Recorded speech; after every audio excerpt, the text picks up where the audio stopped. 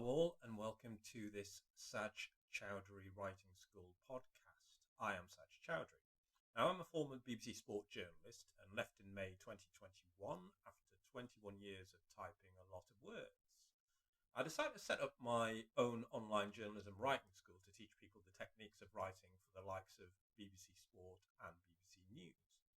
And I've also provided bespoke training sessions and helped with writing projects. I also realised that I was part of a revolution in not only sports journalism, but journalism itself back in the day, when digital slowly began to take over from print. But this digital age has moved so fast that what I thought was the future back in 2000 became very much the past in the click of a mouse. What we regard as written journalism and the visual and audio mediums has changed pretty markedly. So the title of this recent webinar that I held was Sport and the Media, Who's in Charge Now? I managed to gather quite a stellar cast list made up of freelance journalist Miriam Walker-Khan, BBC's chief football writer Phil McNulty, Joe Tung, the CEO of sports agency Tongue Tide Management, Mirror assistant editor and football writer Darren Lewis, and the Athletics football correspondent David Ornstein. They all provided a fascinating insight into their careers, the direction they thought the industry was heading, and also imparted advice for those wanting to rise through the ranks. So, let's listen to the show. Phil, hello. Hello. Hello. I wanted to start with you, because you've been in the business for a while. Is that all right to say? Fair to say? That's very fair to say, I think. Yeah. Thank you. You came from a very solid print background and you moved over to digital. What it was the wild west of digital back in the day, because we didn't know at BBC Sport whether we'd even have a job in a few months' time, because we didn't know how the internet was going to go. And that's what I was told anyway. Lo and behold, the BBC Sport site took off and, the internet's become whatever it's become now. Suddenly we're now in an era of, I find, social media-led journalism. So, charting back in the days where you worked as a journalist right from the start to kind of what it is now, have you seen what you could call pure journalism diminish over these years? Well, I think it's a completely different type of journalism now. And I think someone like Darren will remember the sort of, if you like, older days when you literally turned up at a training ground, you could walk in and you could just stop anybody and talk to them. You could see the manager every day. You could go up with an idea, think, I'll need to speak to X today. And you could just pull them and they could either speak to you or they wouldn't. And that was very pure journalism. And in that way, you built up contacts. You were able to get phone numbers at home and you would ring managers at home and players at home and chief executives and stuff like that. That has completely changed now. I think clubs like to control their own content. They like to break stories themselves. So that sort of, if you like, more intimate contact that you would have with people is diminished. I suspect if you suddenly started ringing players and managers at home now, you would soon get a call from somebody asking you what you thought you were doing, basically. In fact, I know a couple of examples. I won't name names, but I know journalists who have had home numbers and they've rung them, and within a day or so, they have been asked, why are you ringing people at home? You must go through us. So it was a very pure type of journalism that myself, I think David's probably a little bit too young to have experienced that. But certainly Darren will remember the days where you could literally turn up at any training ground. They got to know your face. You could walk straight in. The players would get to know you, give you their numbers. Now, a lot of content is controlled. Press conferences are controlled. You don't build up that intimate contact, if you like. So you have to go about it a different way. So certainly, in many respects, that is the big change in terms of getting stories and chasing stories. You have to make your contacts other ways, really. And what about those people that you did get the numbers from in those early days? Did they change as times change? Did they become more precious about you calling them up at any time? Did they stay the same? Not the people you knew. They might change numbers and then you would have to get the number again.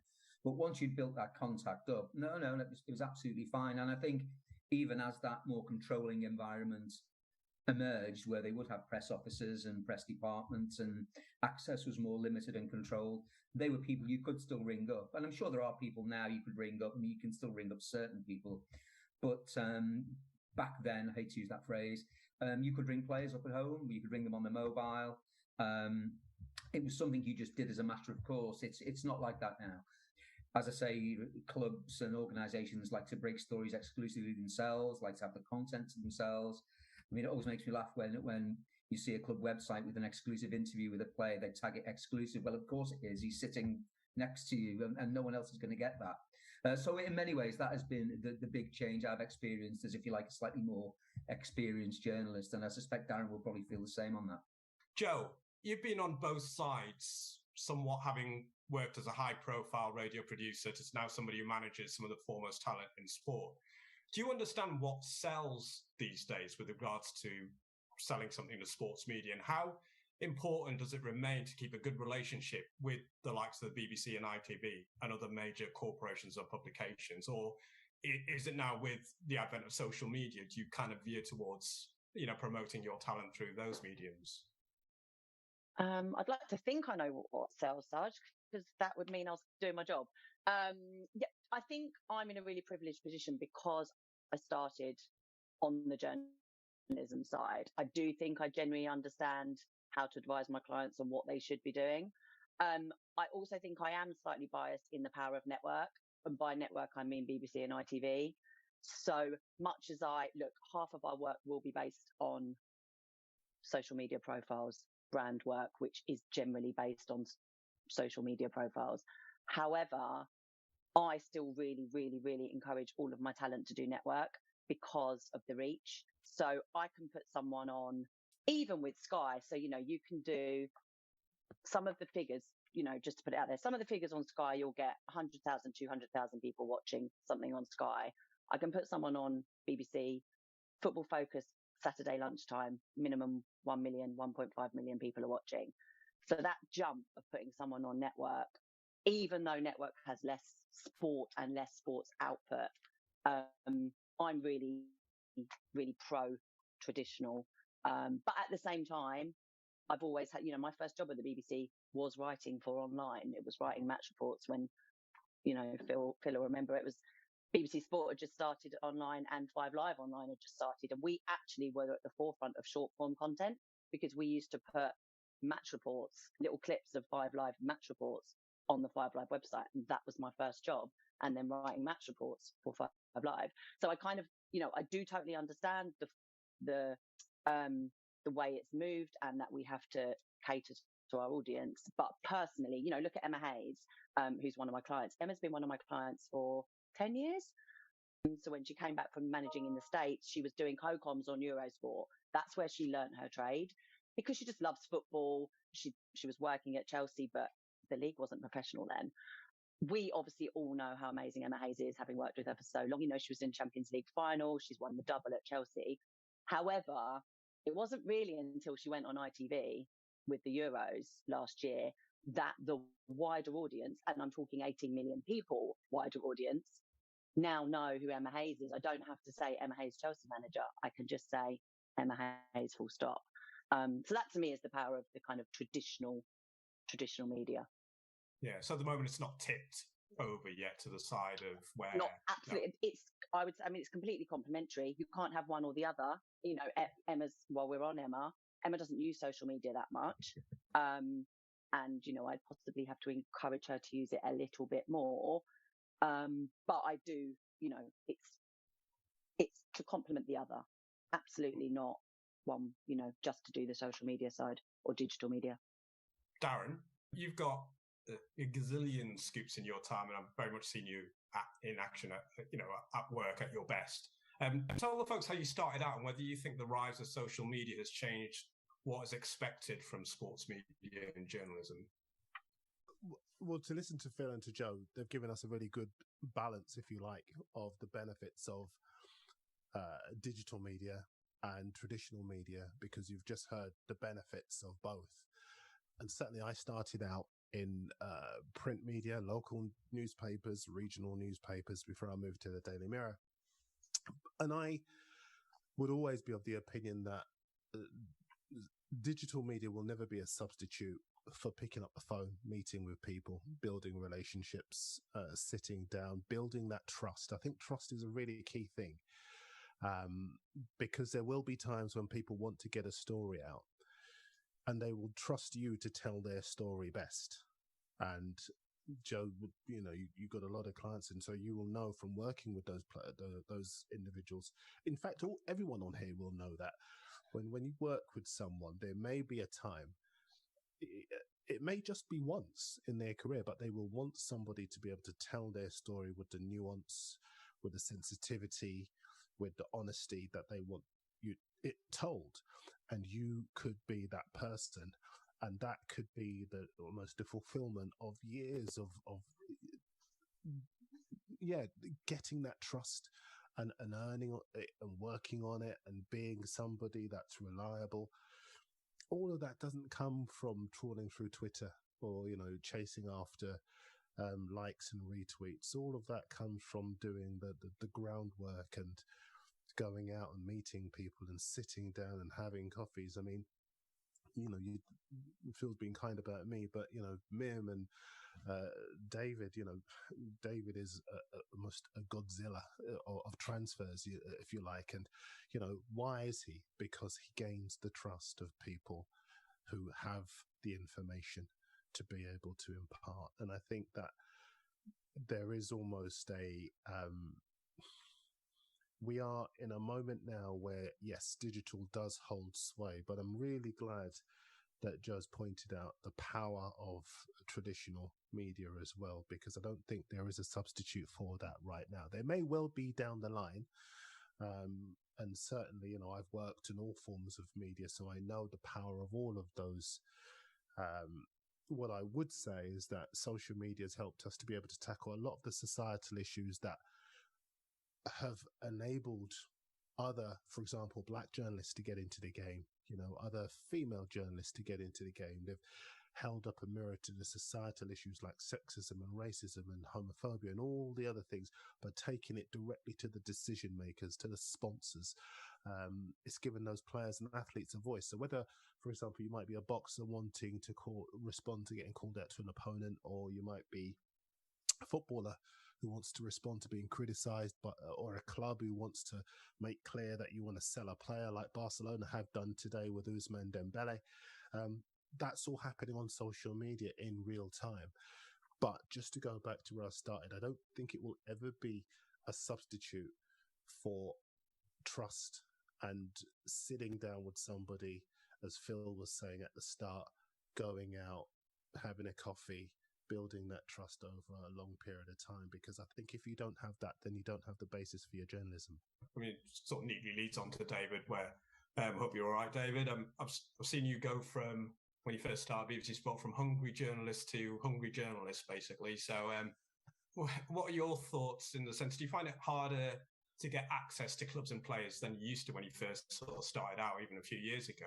I mean, obviously, we're in an era where we've got Players Tribune, Coach's Voice, so people can directly sort of project their image and what they need to say via those mediums. But have you found it more difficult, or are you still finding it okay to get hold of contacts?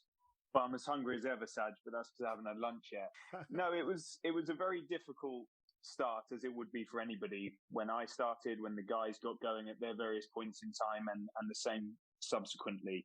But the same principles will always remain, and that's that you need to do your groundwork and kind of like build your house from the bottom up with the foundations, which is getting numbers, contact details, however it might be, through somebody passing it on to you. Colleagues like Phil was obviously at the top of the BBC Sport website when I joined. You were high up as well. Colleagues like yourselves, and previous to that, and that's where I first met Darren, was when I was a trainee at The Guardian, and even at university before that, picking up phone numbers from anyone, anywhere you go, conferences, events, opportunistic at times. I remember at The Guardian once I was at a press conference at Crystal Palace's training ground, and we were, just me and a couple of others were invited into Peter Taylor, the manager at the Times office, because there weren't enough people to do the press conference in front of, the big boards like they do now.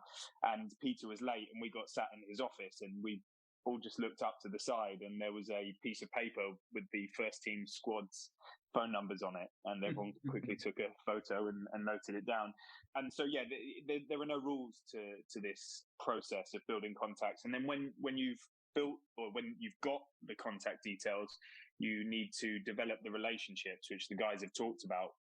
And as hard as it might be for many of us, and for me at times as well, you've got to pick the phone up. You've got to go for the coffees that Joe and Darren mentioned. You've got to do what Phil says and ring, whether it's the home number, the mobile number, an email, and WhatsApp.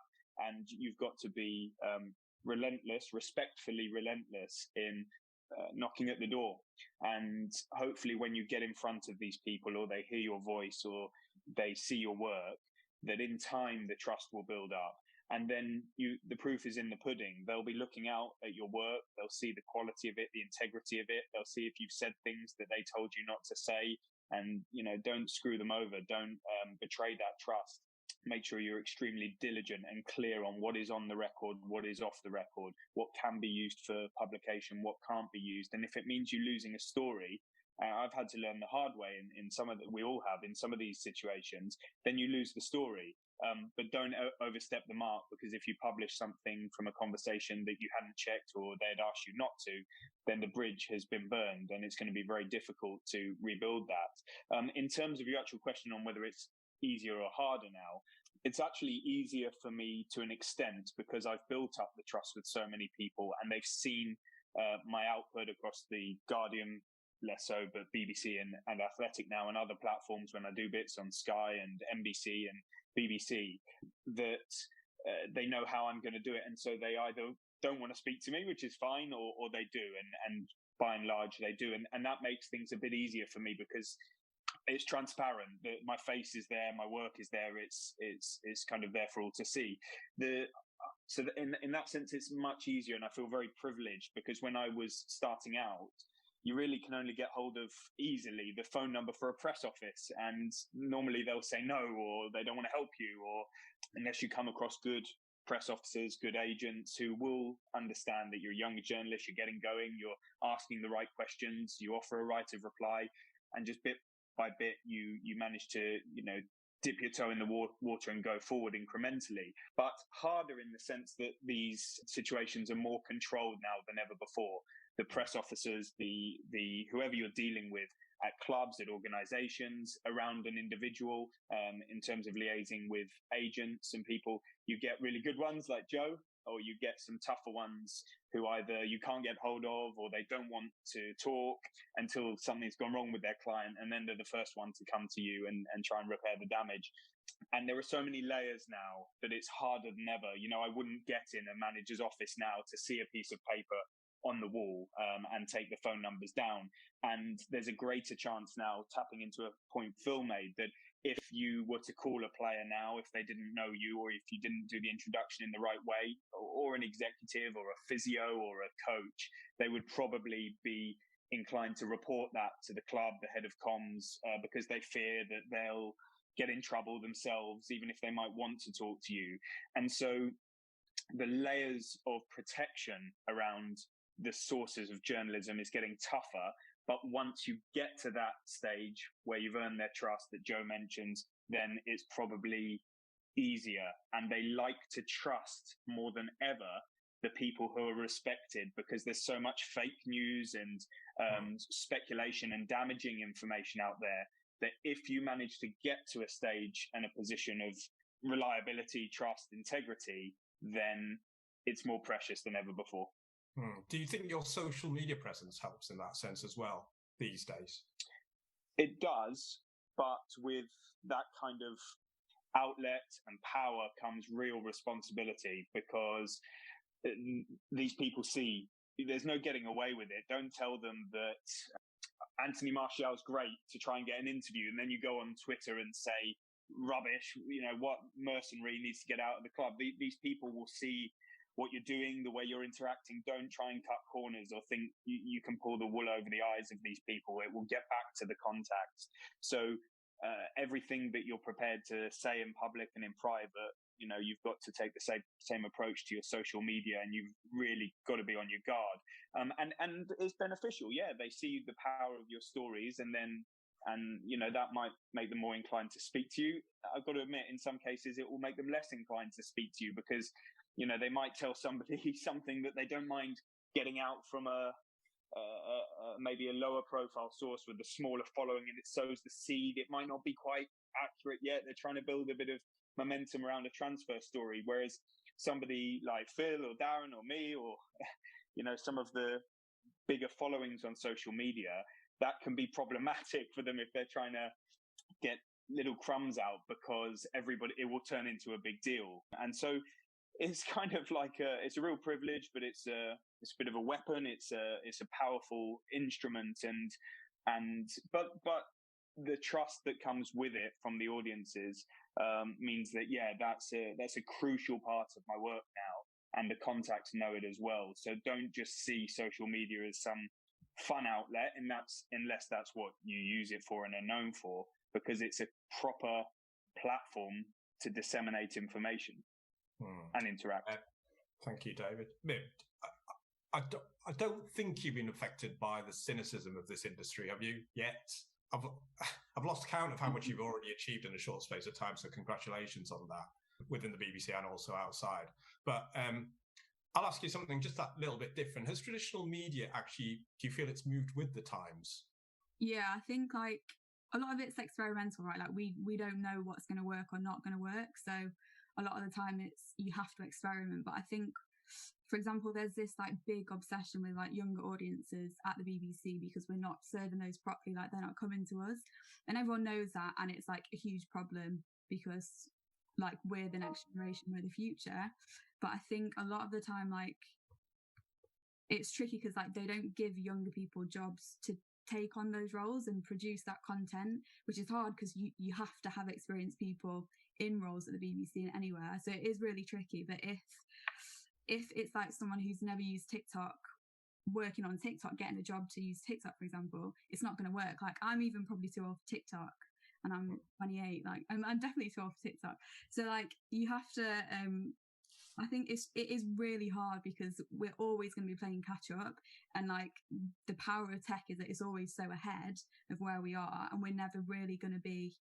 There are places that get it right, but it feels like they're younger places, they're startups, and it's not the media giants. And I don't know if they're ever going to really be able to get it right.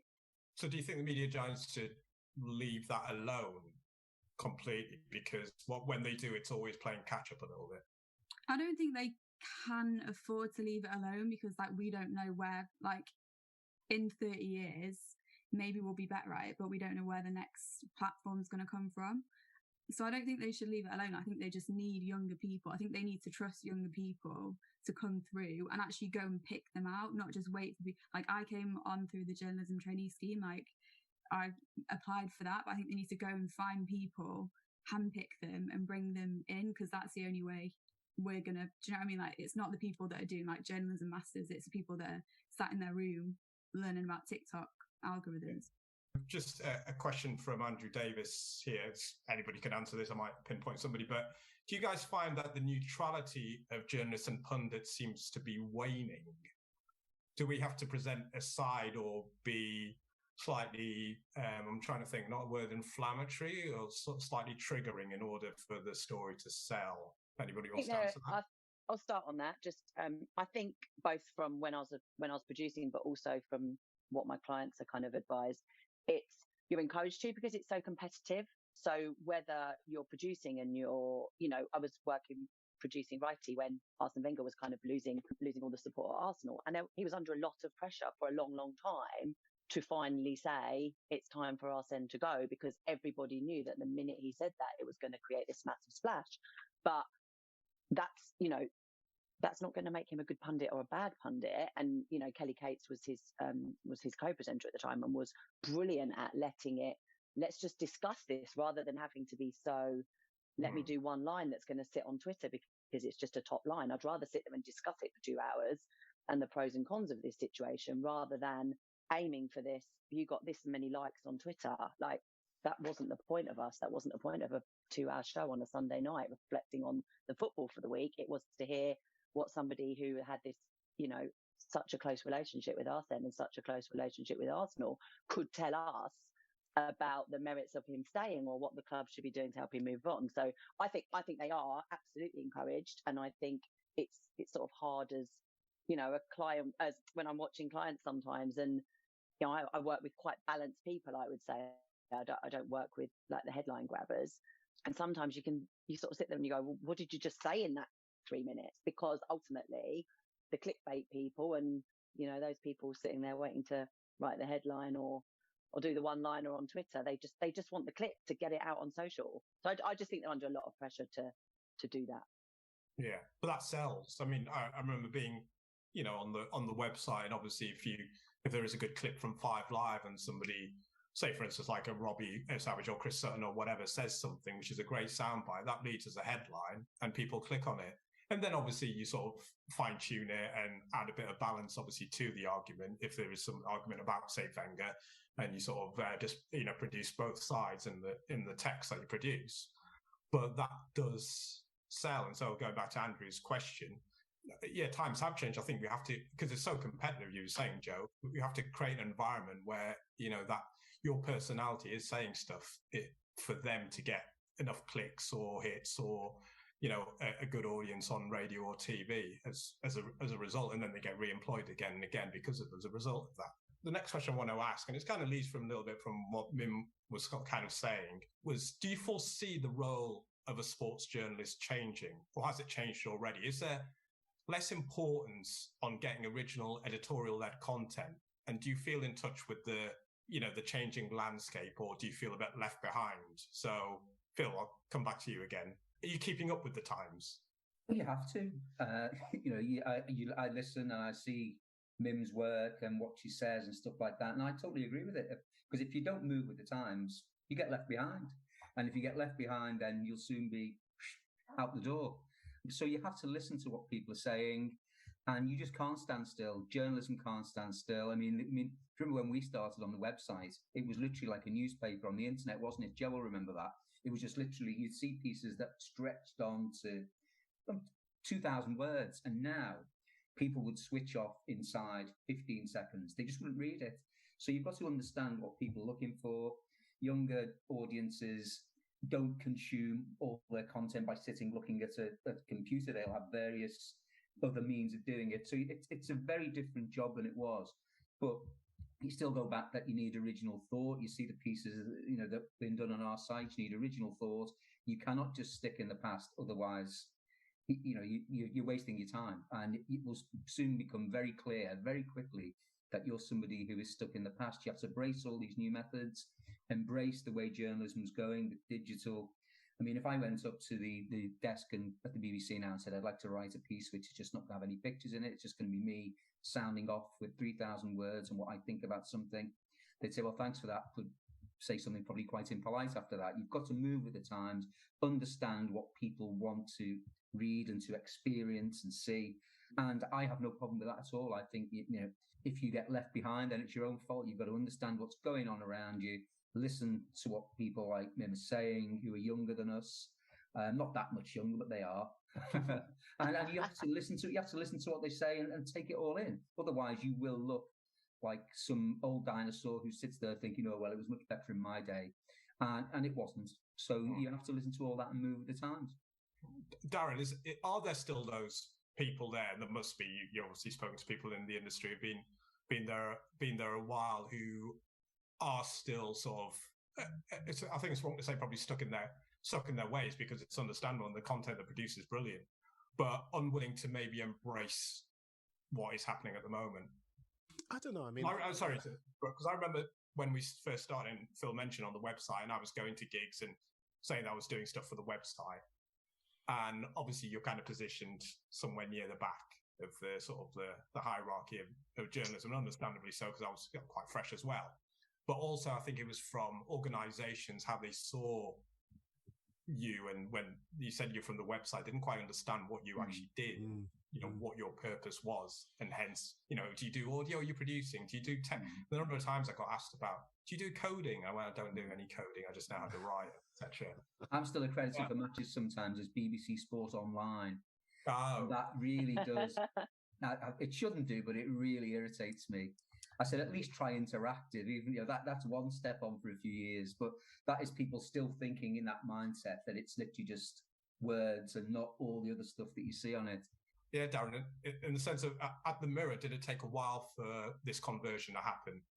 No, it didn't really. I mean, I remember about 10, 12, 15 years ago, I was making transfer videos for the Mirror's digital.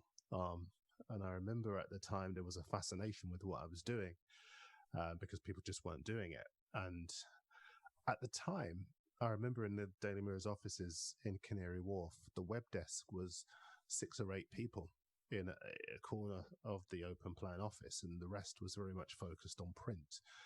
And I think around about 2011, we changed it around and it became a multimedia operation. And it was reacting to stories. It was producing podcasts, columns, it was setting the agenda. And if you look at the past few weeks, if I take you over to our news section, the Daily Mirror's political editor, Pippa Crerar, she's set the agenda on the Boris Johnson scandal. And she's broken that story online. And what she's done is spawn a string of other investigations from other outlets, all of whom have broken their stories online and embrace digital, because they know that once you do that, it will go everywhere. And when I say we're in an interconnected world, I'm not just talking about our world domestically. I'm literally talking about the world, because David's been talking about NBC he works for, with Phil, you and yourself, Joe, I know you have clients who do stuff for a global audience. And I think that's the beauty of our job and the areas that we all occupy. We all understand that we moved a long time ago away from a space where we were just focused on either print or on a local digital operation. We are talking about global operations now. I mean, as I say, there is always a place for top print exclusives, but they're very, very rare because it's very hard to sit on a story these days. It used to, in the old days when myself and Phil worked, a newspaper could hold on to a top scoop and you would find out about it the following morning. Or what they used to do, which I always used to enjoy, they'd spoof their first editions, and it's quite a rare practice, but what they would do is they'd put a story it was a story, but it just wasn't the main story. It wasn't the big story. Then all the other newspapers, their desks would go clock off the evening, believing that was it for the night. And then in a later edition, they'd break the big story, and that would be the one that dropped on everyone's desks in the morning, and there was no time for any of the other newspapers to catch up. And I always used to enjoy when newspapers did that. But now it cannot be done because you simply cannot sit on a story. I mean, I talked about Pippa Crerar with the Boris Johnson thing, and you've got Paul Brand at ITV, you've got any number of people at the BBC. You have other people who have the capacity to be able to get stories. And if I, within this space, there's David obviously doing superb work for The Athletic, but there's Phil, there's John Cross at my newspaper, there's Adam Crafton at the Daily Mail, there's Matt Law at the Telegraph. There are some superb journalists out there all working in a similar space. So it's very, very hard to sit on a story, and very, very important to understand just what you were saying, Mim, about the fact that we are in a new world now. I've just been taking notes while everyone's been talking, and you said something earlier in response to Sarge's question, Joe, about what sells. And I actually think right now, to kind of join a couple of dots with what Mim was saying, I think honesty sells. I think right now, there's never been a better time to be truthful about the state of our industry and what it lacks and where it's failing and where it needs to do better and what it doesn't have enough of. There has never been a better time. I think there is a huge sigh, a collective sigh of relief from athletes who have wanted to be honest about what goes on within their industry. Some of the scandals. I watched the Bryony Frost. I don't know if you've been across horse racing, but Bryony Frost, female jockey, being bullied by a senior jockey within the weighing room, their equivalent of the dressing room. and not feeling that she could do anything about it for a long time, and then eventually saying, no, I'm not going to have this anymore. I'm going to go out. I'm going to talk about it. She trusts David Walsh for the Sunday Times, or somebody did. I've got to be careful there. Somebody trusts David Walsh with that story. He tells it, causes an earthquake, but forces a situation where the culture that allowed that bullying to take place is examined. The Gymnastic Scandal that we all know about, with the abuse of the young ladies who were taking part, who all felt so scared to tell their stories, again, broken online, people picking up on it, other athletes saying that happened to me too, and using that forum to be able to tell the truth. I think there are so many areas, not just related to stories, but related to athletes being able to tell their stories, that underline why not just social media, but the internet is so important to all of our jobs. Because if you do need to find somebody to tell your story, you can go onto social media, track down their handle, type in their name, find them, and they can go and tell your story. I think it's a wonderful. We all know the bad things. Let's not kid ourselves. Us here, everyone watching, we all know the bad things about social media, but the good things to enable us to do our jobs, to move on the landscape from what you were talking about, Mim. I think it's right there for us. The other thing to go on from that, sorry, Joe, what Miriam was talking about before was being a journalist who people trust. And that is how those stories get out there. And Darren will know them, and David will know them, and you will know them. There are certain journalists that when you see them tweet about a story, that story is true. And you can believe what they're telling you, even if it's something that's unpalatable. If they're telling you, if you have that trust which is built up, and I say Miriam mentioned it with the stories and the work she's doing for the BBC and beyond that, that is a great thing to have. I mean, there's certain journalists in our sphere that if I see them tweet something, I will say, well, that must be true. I mean, I can name, Paul Joyce from the Times, don't you, Darren? David will know him. David's another one. If I see David tweeting something or certain other journalists, you think right away, I believe that because I trust them. And that goes back to what Miriam was saying earlier, building up that trust. And that is how these stories that maybe people sometimes don't want you to hear or want you to see can get out there. On that, it joins all the dots for all of you. I think what Mim said about changing the industry, the stories that we're seeing and the truths that are coming out are because there are people that we trust in the industry to tell them to. So, for example, I worked with Enya Luco. So when we had the whole FA case, I don't think had that happened 10 years previously, there would have necessarily been the will of the media or the understanding in the media, because it was such a white middle class industry, that we would have had the support or the space. It might have just been one article, and then we probably would have had a backlash, if I'm honest, because of the power of the FA or the power of the media. Whereas I think what Mim's saying is so important in that, with women, I look after a lot of female players. There's certain things that I go to female journalists to tell the story because of an understanding. I have certain clients who love Darren. Like, one of my clients will only go on Sky, but essentially when Darren's there, and Vicky Gomersall because he loves Vicky, but essentially because he knows he will have a considered conversation. He trusts Darren. But that a lot is because we are seeing, the media, it's very slow, but it is diversifying, and it's really important for storytelling and for athletes to be able to think that there's people like them in the media who can be trusted and also tell their story, which goes back to exactly what you were saying, Mim. Like, there's lots of people that wouldn't share their story with you unless it was with you personally, and that's why you're so important to the industry. I did a story for Football Focus last year about, a lot of it was about Enya Luco and about how there's just not a lot of diversity in women's football. And I got told by a very senior press officer that I shouldn't be working on this story because I'm a woman of colour and can't be impartial, which is a horrendous thing to hear when you feel like you're proud of telling those stories. And I felt like that was a story that should have been told so long ago, and I was getting the chance to tell it, and it was great. And this woman, it actually made me cry, because I was where do I go from there? As a journalist, what do I do with that? And just hearing what you say, it gives me confidence to know that you value people who are trusted, because when someone says something like that, you're okay, so who is going to tell these stories? Who do we trust? where it baffled me. So yeah, there's a bit of irony in that, I think. Can I Don't you think she just hate to be doesn't one want of the those story told? journalists where, sorry, you hate to be one of those journalists where when you saw something, people would say, well, I don't believe that. I mean, that is a pretty rotten position for a journalist to be in. And we've probably all known people like that, where you think, well, taking a flyer there. The other end of the scale, where you are the person trusted to tell that story, maybe a story that, as we've said a couple of times, people don't want to necessarily hear or don't want to get out there, then that is absolutely vital.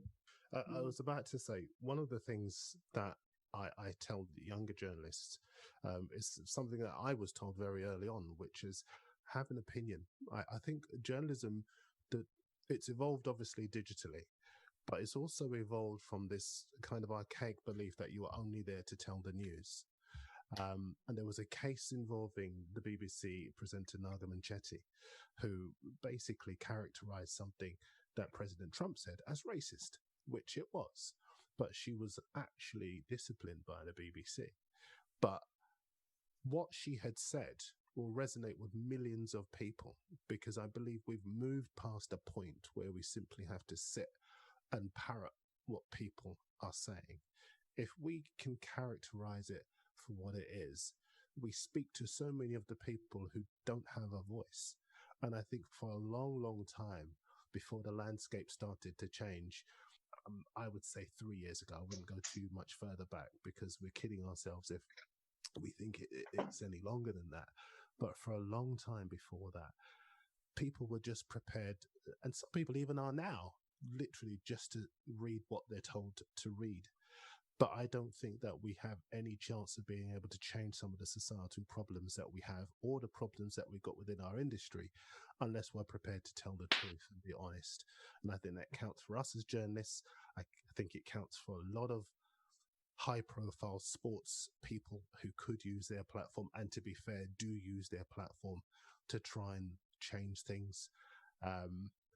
And there will always be people who will say to you, it can't be done. You shouldn't be doing this. I can't begin to tell you how many people over the last 20 years have said to me, lay off the racism. Hey, what? Don't talk about racism again, because it's boring to them. But it matters to me, because if it gets one other person in the door, helps one other person to see what's going on. And I will stop for a sec, Sarge, just forgive me, but I remember when Sterling talked about the whole industry and how he was being treated differently to Foden. And after, there was a big kind of crisis of conscience within a lot of the big broadcasters. And they turned around and said, we've got to get some younger black reporters and reporters of colour and women, but we don't know where they are. And what struck me about that was this. Beforehand, and everyone here knows Leon Mann and the work he does with the Black Collective of Media and Sport, he's had young people going through all of these organizations for years. But lots of the organizations, print as well as media, were just literally paying lip service to us. Oh, hello, they're just waving them in, waving them out, and not really doing anything to accommodate them. And I think that's a big problem with our industry. It does pay a lot of lip service, and that's a big reason why it has to change. But for it to change, you have to have an opinion. And so and there will always be people who don't want it to change, who want you to be back in your box, who will make you cry and make you feel intimidated and make you feel that you're doing something wrong. But if they're trying to do that, that proves that you're doing something right, because you are the future and they are the past. Do you think, as much as the good work that yourself and others are doing, there seems to be an identity crisis, a crisis of what balance means? And do you think that's a problem? Because I think certain broadcasters may say one thing, but also side with populism as well. And that's their understanding of what balance is. I mean, there's no argument for racism. There never was and never will be. But it's almost like, but we need to give somebody their opinion as what happens on Question Time, because that's right, even though what they say is wrong. And maybe sometimes they're not challenged well enough on shows like that. So do you think sometimes it is like, you know, 2 steps forward, a step back at times?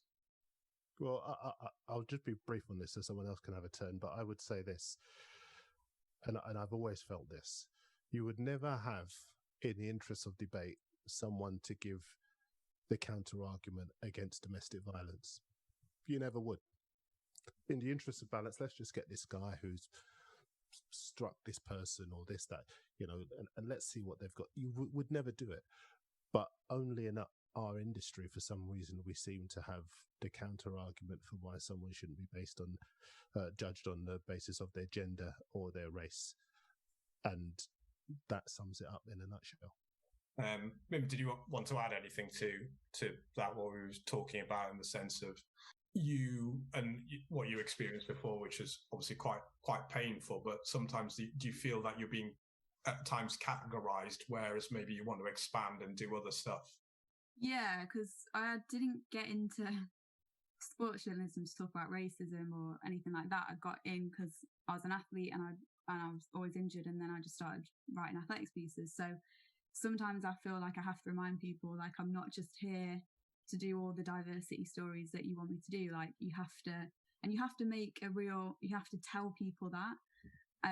Not that I don't love telling those stories, and I think they're really important, but I think sometimes, like, it's exhausting to do that stuff. That work is not easy, and you take it home with you, or it stays home with you if you're working in the kitchen. Like, you can't shake that feeling sometimes for weeks. So I think, yeah, like, it's really important to be able to do other things that are like the things you got into sports journalism for. And it's different for me because you guys are all like big like hardcore, especially football journalists, and like that there's never going to be a demand like that for athletics, unfortunately.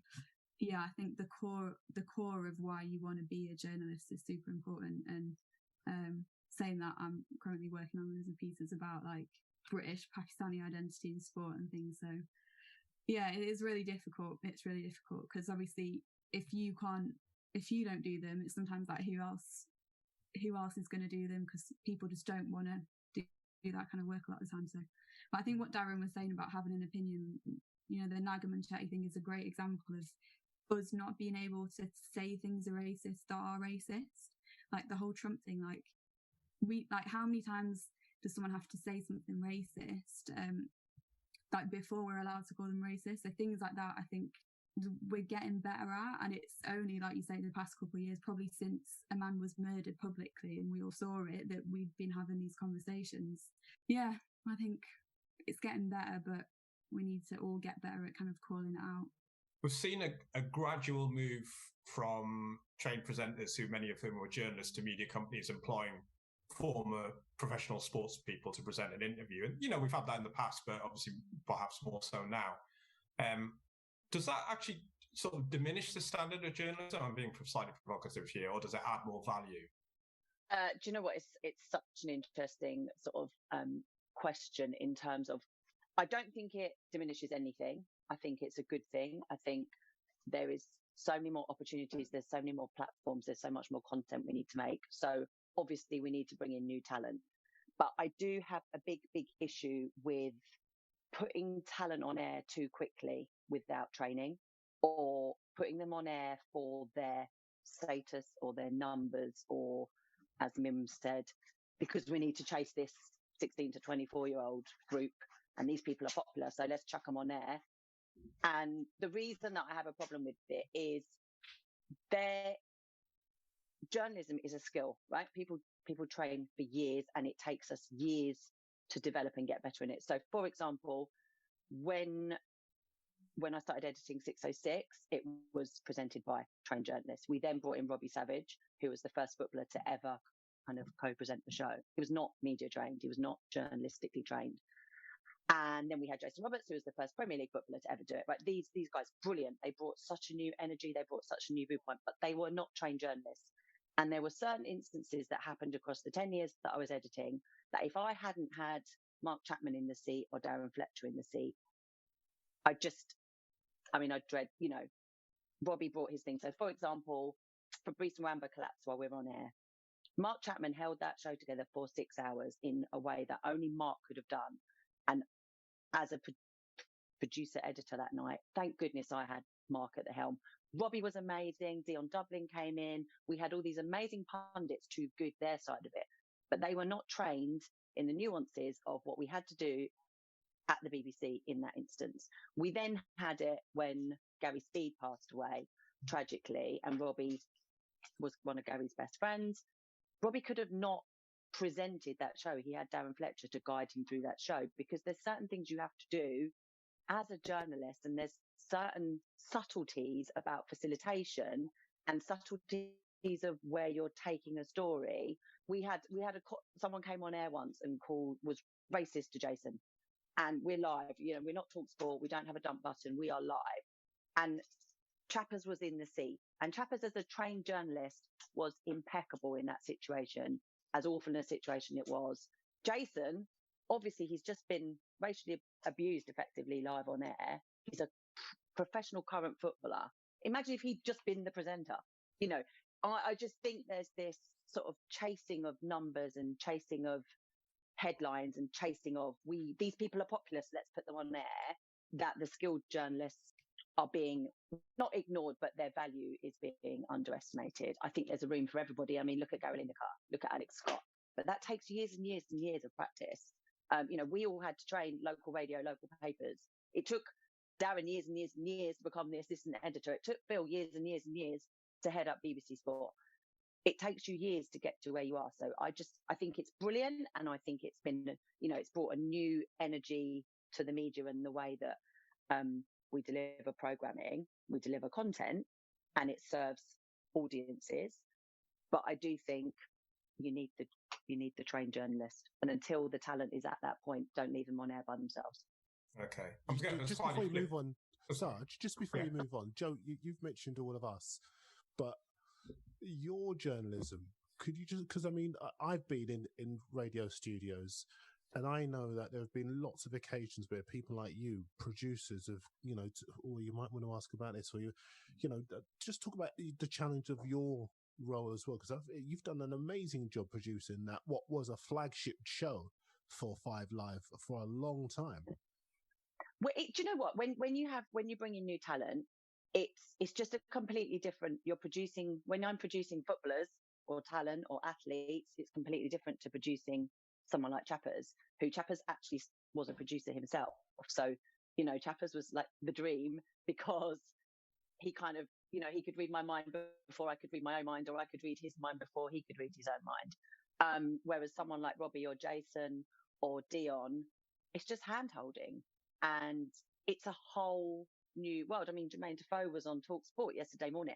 I'm not sure he's ever done live radio, and he absolutely loved it at 9 o'clock when he'd been on air for an hour. He's like, can I do this again? I don't think until you do it, you understand that buzz. And, I do a lot of work with footballers in the transition from when they want to retire, and you will never replicate playing football and the buzz you get. Of course you won't, but they do get a buzz from live television. But as a producer, I think it's just doubly hard. They don't understand libel. They don't, I think on the BBC now, they probably have to be trained for it, but I certainly don't think any of the talent at the beginning understood the impact of libel, of balance, of what we had to do at the BBC in terms of that balance, in terms of, you can't just throw out statements about clubs that aren't factual without right of reply. And that's all that stuff. It's just, Chappers just knew that. I didn't have to explain that to Chappers. So I wasn't whispering his ear every 2 minutes going, balance that, check that, give me the counter argument on that, ask this, ask that. Whereas if it's athletic talent, you are just, I probably sat like this for about 10 years. But it brought wonderful, wonderful content. And like I said, a whole new kind of layer to broadcast journalism. But yeah, I remember sitting next to Mark Boogach for an hour after a game at Arsenal, and I was dipping in and out of the programme, giving views on various things, but he was running the show as the presenter. And I was watching him, and I was just in awe, really, because he was juggling so many balls, so much was going on in his head. We've all, as you said, we've had that journalistic training, and we think we've got a bit of a clue about what we're doing. But watching somebody like that running and presenting a radio program live, and I'm sure the same would apply to television. At the end of it, I just said to him, I don't know how you've done that. because basically I would have just said, okay, I've had enough now for about 30 seconds. Can somebody please rescue me from this? But he had that calm approach. He was able to pull all the things together. And it is a very special skill. And as Joe said, if you put someone on air who basically is just like, oh, they're quite popular, on you go, then they would be exposed, and it wouldn't necessarily be their fault. Yeah. Within a couple of minutes, wouldn't they? But they're the target. Just watching somebody like that, like Mark Bugach and Mark Chapman the same, makes you realise just what a skillful job it is. And it's not something you just throw anybody into, even if they've had lots of, if you might call traditional journalism training, it's all those other skills on top of that they would need. I will put Joe on the spot about asking whether the four here, whether you'd have them in your agency, because I've seen them at work both on audio and TV. What skills are required to move on from print to TV, and what have you had to pick up? Can I just pass this over to Darren quickly, and then I'll come in a minute? Sorry. Yes, Darren. Tell us what it is, David. What's the story? Come on. Transfer nonsense. And also, Darren, sorry, do you think that the up-and-coming journos like Mim, obviously Mim's done stuff for the camera on the front of the camera, is it good to have those skills and try and sort of nurture those skills? Yeah, I mean, at a very basic level, you need to have that hunger that we were joking with David about, but you do need to have that hunger to find the story. A good journalist doesn't go to Twitter to see what everyone's talking about. A good journalist picks up the phone and talks to his contacts and meets with his contacts. A good journalist has got notes in his notebook. You talked earlier, Phil, about talking to, I think it was Barry Hearn, and there were lots of things that he would tell you over time. And, when you try to transfer that to TV, what you're able to, the key thing, obviously, when you're doing broadcast is brevity, which takes some saying for me because I'm a man of words. Trust me, but it is brevity, and that's the key thing. And even now I'm learning that. But the other thing, of course, is that you need to have insight, and 20 years of covering football in all weathers, in all kinds of competition, talking to people and finding out stuff, some of which never makes it to print, as we know, Phil, because you've gained people's trust, and so some of the best stories have never seen the light of day, but they provide you with context. And as you were saying, and yourself, sometimes you can see someone talking and you can know what they're saying, whether it's true or not. You don't necessarily need to say anything about it, but you know whether or not they are talking from a position of knowledge. And when you go to air, when you're talking on the radio or on TV, it really depends on what form of media you're on, because there'll be some form of media where you have 3 minutes to sum up a great deal. So you can't go off on a tangent and talk about all the things that you might have rehearsed in front of the mirror the night before. And then there'll be other long form, whether it's a 2-hour radio show or a 1-hour TV show, where you get a little bit more time to be able to talk about what you know, but you have to make it relatable as well. You can't just parrot information. Anybody could do that. You need to make it engaging. You need to make it interesting. You need to make the listener or the viewer think, well, how does that relate to me, or my club? And that's actually one of the first things you learn in local journalism. How does it relate to me? What does it mean to me? So there are lots of different kind of transferable skills that you take from print journalism into broadcast journalism. Joe will probably be able to give you a lot more guidance on that than me, though. What are the 3 things you would tell a budding wannabe presenter on obviously 2 different mediums, radio and TV? Joe, what would you advise your clients? Work hard, love your subject, and know your subject. And that's all. I can't ask for more than that. It's interesting, we were talking about recruitment, and Mim saying, I think it's actually up to companies to go out. When I was staff at the BBC, obviously we had to go through the BBC recruitment process to get all our staff. Now, with the best will in the world, there's a whole world out there that would never know that if I want a job at the BBC, I go to the BBC website and find the jobs page and search on careers, and then I have to fill out this whole thing. That's just, if you went to Westminster Uni and did degree in journalism at Westminster Uni, that's what you do. But there's this whole world of talent out there that, well, we don't know how to do that. So when I left, 606 was actually made by an independent production company. So I left the BBC and was employed by something else, who were this incredibly sort of forward-thinking content company. And they basically, I said, I need to recruit loads of staff for 606. Am I called to just do it how I want? And they went, yep, do whatever you like. So I literally went to all the pirate radio stations in London. So people that are working for free, who obviously love radio, I went, right, who here likes football? Because that's what I did as a kid. When I was at uni, I worked at local pirate radio in New Cross and obviously did the sport bit, but met loads of people that just love radio, and we all work for free. So you know that you've got people that will get up at 4 a.m. just to learn their trade. And so it's so lovely now. Like I've got what I call it like my 606 prodigies, like producers at Talk Sport, producers at the BBC. David Ornstein and I, we started at the BBC when we were 21 together, and we were laughing the other day because we used to volunteer on Sports Personality. They used to have runners like fillers, and you'd have to work for 3 days for free. Hi, David. Hi, Orny. And we literally used to go for 3 days and be freezing in these cold studios just as fillers and work. So we learned what was going on because we met people. And then we got to go to the BBC Sports Personality after party, and we met people and we made contents. And that's how it works. So it's like, that's all I look for. Hard work. You've got to love football. Like you have to, or football in my case, or, your sport, athletics in Mim's case. You've got to love it because it's too hard not to love it. We work 24 hours a day, 7 days a week. Why would you do it if you didn't love it? So yeah, know your subject, work hard, be passionate. Like Darren said, it's that be passionate. I class with have an opinion, because you've got to be a bit different. All the people, all the people that came through 606, they were all so different because they're all from such different backgrounds. We all had different opinions on stuff. And that's what I needed. That's what Righty needed to stimulate him before he went on air. That's what Robbie Savage needed, because we have to throw new things at them to challenge them and question them and warm them up before they went on air. That, I don't know, that for me personally, that's what I wanted from my production team. But I only got it by going out there and sort of searching for it, rather than sitting there and waiting for someone to find my website and apply in the way I needed them to, because that's the way it's always been done. Mm-hmm.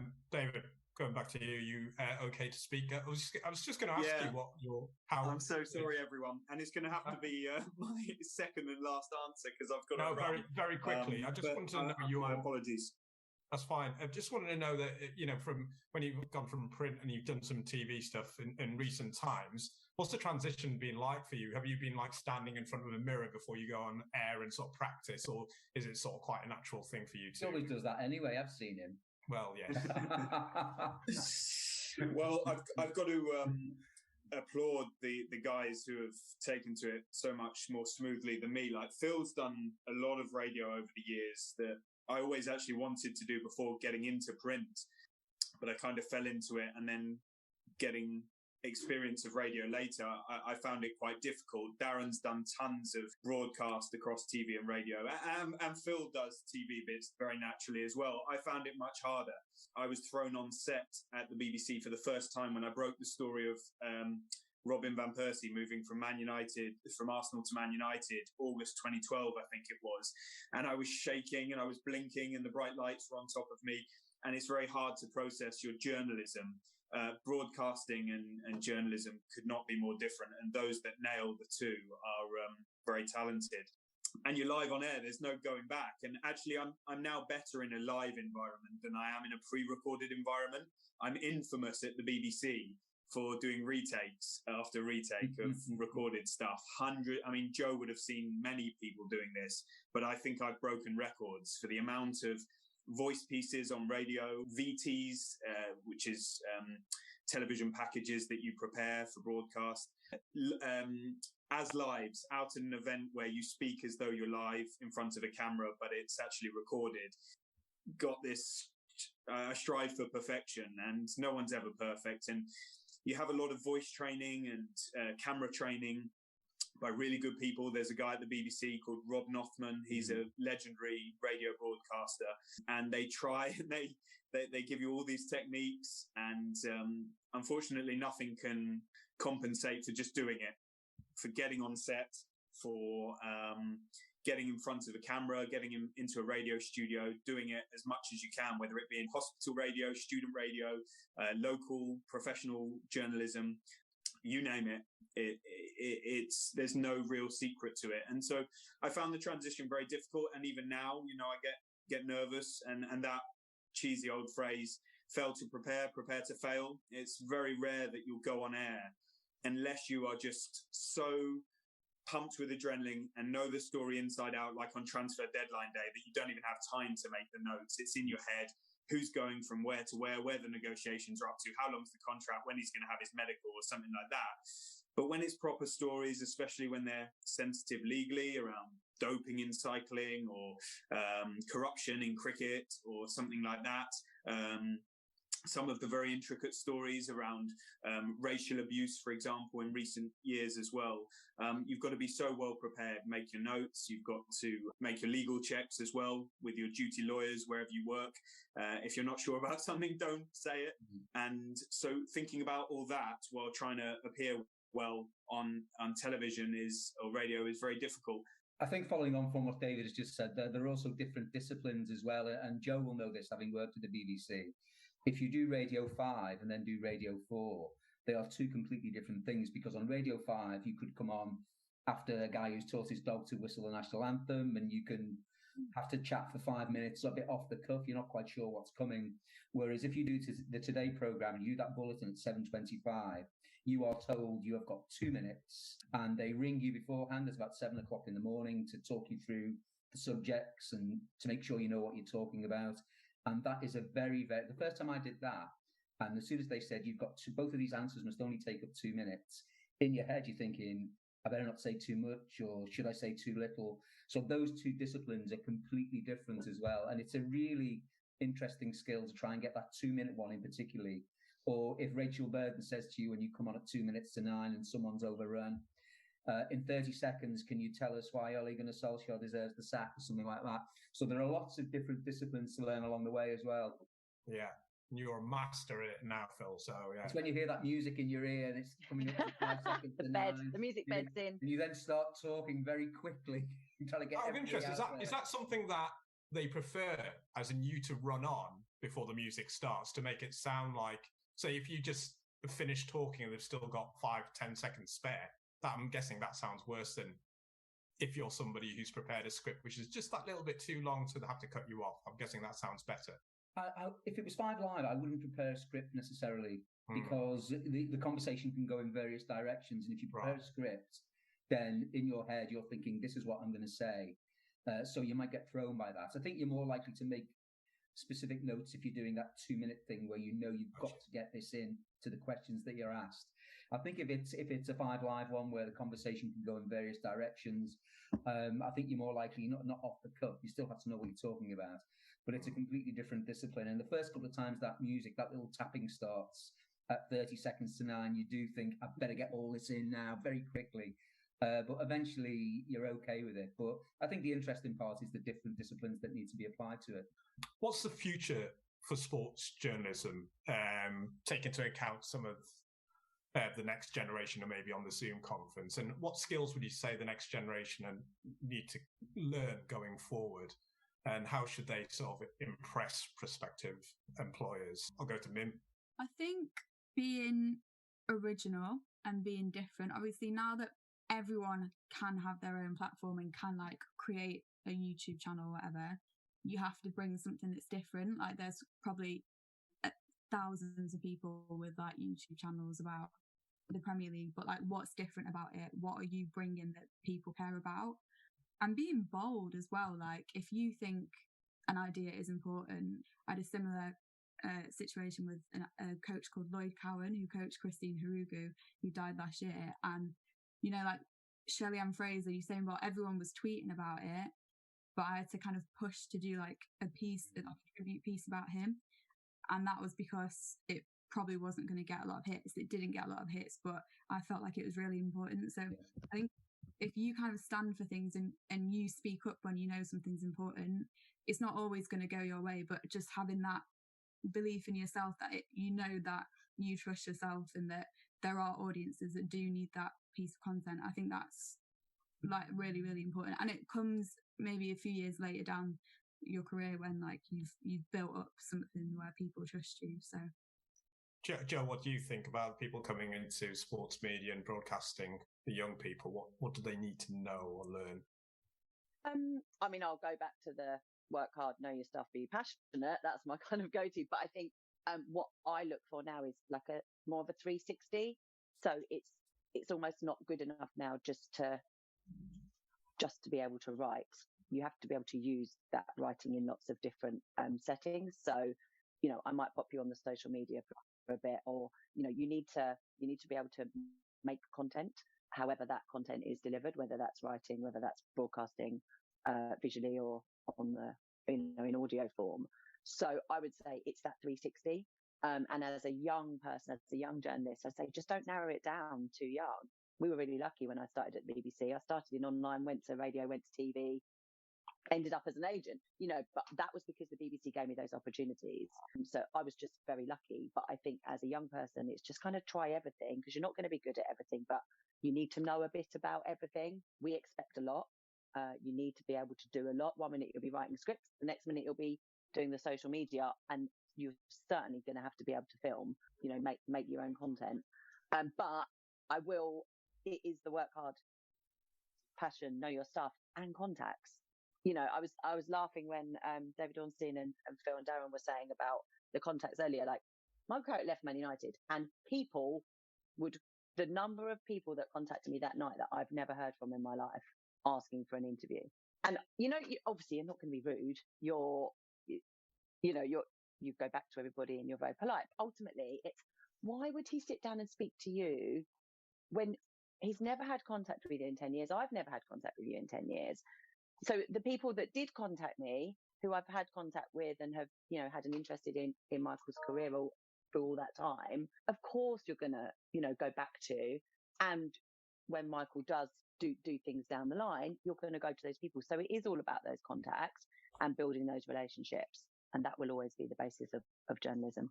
Phil, what's your sort of take of the people that you see coming through on the website? What do you see that they've got which kind of makes them stand out? Someone like, obviously, Mim's done very well, but other people who've like done really well, what sort of stands out about them? Well, they're the people who are, as Mim said, they can be original. To bring in what Joe said, they've got to know what the subject, they've got to love the subject, because doing the job that we do, if you don't love it and you're not enthusiastic, you'll be found out in about 5 minutes. It'll just show, and you'll be moved along, or you will end up doing some job that you don't enjoy. You've got to love it. And just going back to what we said earlier, talk to people.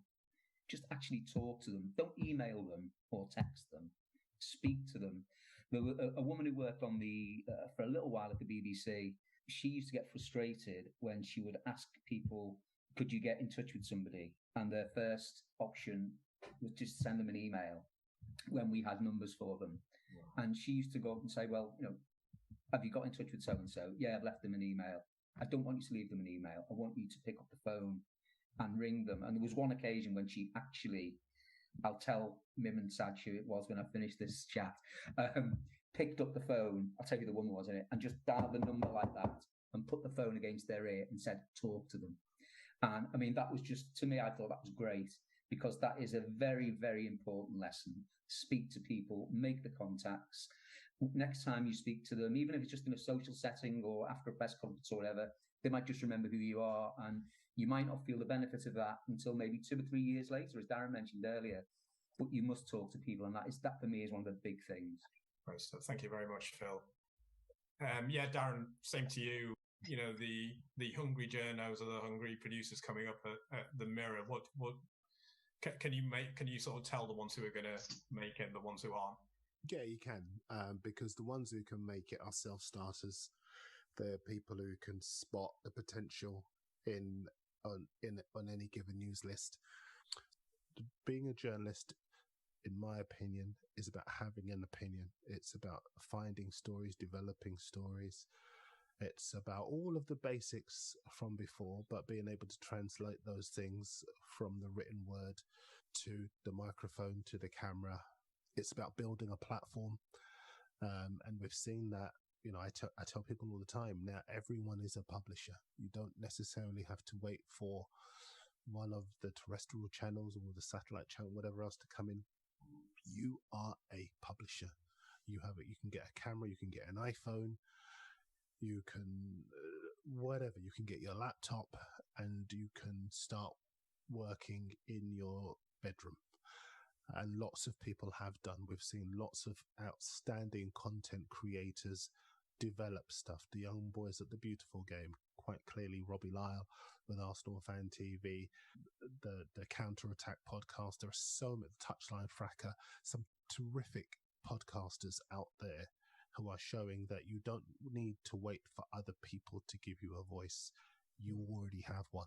It's about you using it and you learning what you can and can't say, how to say it, looking back at what you've done well, what you've done badly, and empowering other people, inspiring other people. There are lots and lots of different strings to your bow that you can have, because I think even though the industry has moved on, it doesn't mean, however old you are, that it has to leave you behind. You still can be very much part of the changing nature of a fast-moving industry. Yeah, thanks, Darren. Q&A seems like we've got. Okay, I'll read this out. One from Wayne. With the constant battle for traffic, does the panel feel that long-form sports writing is in danger of being phased out? Who wants to answer that? I'll let the others answer, but I would love to know. We haven't really mentioned The Athletic on here much. And I mean, I genuinely don't know the figures on it, but I love The Athletic because it's the place I go to for my love for this. You know, a lot of my peers, a lot of the people that I go to football with, we discuss what's in The Athletic a lot. So I think actually, and that's a new platform. That's a new outlet that we all use. So I mean, Darren and Mim are kind of in it more than me now. I don't think that it's a dying art. I think there is a place for it, and I think The Athletic is a really good case in point. But I'd be interested in what Darren and Mim would say to that being more at the forefront of it. I would say Darren will know a lot more than me, but I feel like young people, if you think about like Netflix or Amazon Prime or generally Amazon, people want one place where they can get everything. Like it's kind of like a lazy tech habit.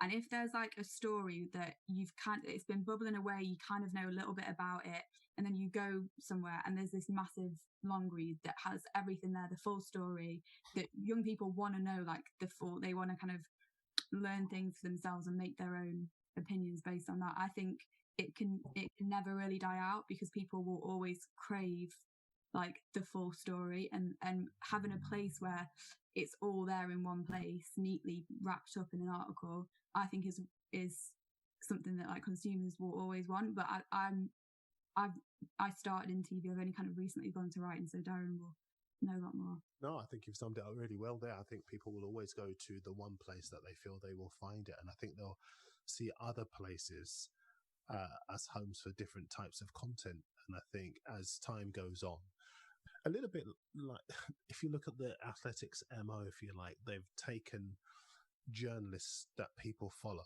James Pearce, Phil Hay, David, of course, because people trust those journalists, and people will a little bit like when you go on Amazon or Netflix for a particular box set, you know where you're going to find stuff. And I think with the Athletics, that's what they do, and that's where you'll find a home. Other outlets don't really specialize in long form content anymore. Just as long as they get the story out, then they focus more on the day to day. Whereas the kind of long form stuff that you get at the Athletic, it still does work, and you are testimony to that. Well, I mean, I think we can wrap it up there, really. I really appreciate all the time that you've taken out of your days and your busy lives. And yeah, again, thank you very much for joining me on this webinar and answering questions very well. Thank you. Yeah. Thanks for having us. Thank you. Thanks. Lovely to see you all.